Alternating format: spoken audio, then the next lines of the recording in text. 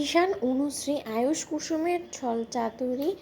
ইন্দ্রাণী গাঙ্গুলির নজর এড়াতে পারলেও মীনাক্ষীর ফোনকে কোনো মতেই এড়াতে পারেনি। হ্যাঁ বন্ধুরা, ভিডিওকে লাইক দিয়ে দেখতে থাকুন। যে মুহূর্তে কিনা মীনাক্ষী বলতে থাকে যে যাকে বাবা যাই হয়ে যাক না কেন গণবিবাহের একটা আমি পোস্ট ফেসবুকে আপলোড দেবো না, সেটা কী করে হতে পারে, আমি বরঞ্চ একটা কাজ করি, চট করে একটা ভিডিও করে নিই। ঠিক সেই সময় ভিডিও করাকালীন মীনাক্ষী যখন কিনা প্রত্যেকটি জুটি এর সামনে গিয়ে কাছে গিয়ে যখন কিনা সেই সমস্ত ফটোশ্যুট করতে থাকে, ঠিক সেই মুহূর্তে হঠাৎ করেই যখন মীনাক্ষীর নজরে পড়ে যায় সাত পাকে ঘোরা অবস্থায় কুসুম এবং আয়ুষকে, ঠিক সেই সময় মীনাক্ষী বলতে থাকে যে এ মা, আমি কি কোনো মতো ভুল দেখছি নাকি আমার ফোনে রেকর্ড হয়েছে ভুল, না আমাকে একবার ফের একবার চেক করে দেখতে হবে তো আমার ফোনে। ঠিক সেই সময় মীনাক্ষী যখন কিনা নিজের ফোনে আবারও সেই ভিডিও তোলাটাকে চেক করে দেখে, ঠিক সেই সময় মীনাক্ষী বলতে থাকে যে হ্যাঁ এই তো আমি তো ঠিকই তো দেখছি, আমি তো কোনো মতো কোনো কিছু ভুল দেখছি না। কিন্তু এই জিনিসটা আমি বারবার করে যখন দিদিকে বলার চেষ্টা করছি, দিদি তো কোনো মতে আমার কোনো কথা বিশ্বাস করছে না। যাকে যাক, বিয়ে যখন হতে চলেছে তার বড় ছেলে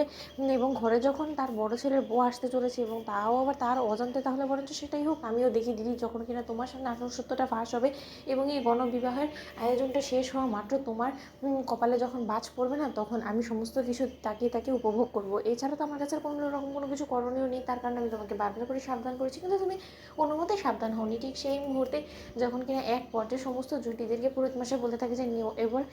অগ্নিকে সাক্ষী করে তোমরা সাত পাক ঘুরো, জন্ম জন্মান্তরের জন্য একে অপরে এর সমস্ত সুখ দুঃখে ভাগ নেওয়ার জন্য প্রতিশ্রুতি নিলাম। ঠিক সেই সময়ই এই সমস্ত কিছুর জেরে এক পর্যায়ে ইন্দ্রাণী গাঙ্গুলির, রাজশেখর গাঙ্গুলি, শঙ্কর, সিদ্ধার্থ,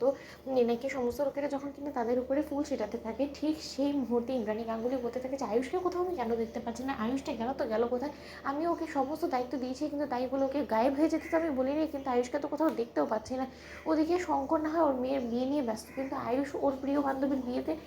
কেন উপস্থিত নেই সেটাই তো আমার মাথায় ঢুকছে না। এদিকে কুসুম কোন জুটিটা আছে সেটা তো আমি বুঝতে পারছি না, কুসুমের বরই বা কোথায়, কুসুমের বরের সম্পর্কে তো কোনো কিছু জানাও হলো না শঙ্করের কাছ থেকে। ঠিক সেই সময় এই সমস্ত কিছু বলতে বলতে মীনাক্ষীকে যখন কিনা বলতে থাকে যে হ্যাঁ রে ছোটো তুই দেখেছিস আয়ুষকে, ঠিক সেই সময় মীনাক্ষী বলতে থাকে যে দিদি দেখিনি, কিন্তু কিছুক্ষণ বাদেই তুমি তোমার ছেলেকেও পেয়ে যাবে এবং তার পাশাপাশি তোমার ছেলের বউকেও দেখতে পারবে, সমস্ত কিছু সমীকরণ তোমাকে একবারে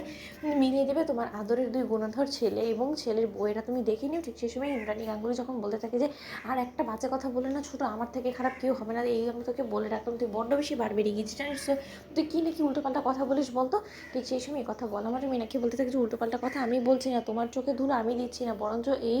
শঙ্করদার সঙ্গে মিলে সমস্ত লোকেরা তোমাকে ঠকানোর চেষ্টা করছে এবং সেটাই ঠেকানোর আমি চেষ্টা করেছি, কিন্তু শেষ অবধি আমি পারিনি দিদি, তুমি আমাকে যতই ভুল বোঝো না কেন, কিন্তু কিছুক্ষণ বাদে দেখবে তোমার সমস্ত ভুল ধারণা এক নিমিষে ভেঙে শেষ হয়ে যাবে, তোমার বিশ্বাসে চরম এক ধাক্কা লাগবে, তুমি রেখে নিও। তো বন্ধুরা, লাইক, শেয়ার করে সাবস্ক্রাইব করো।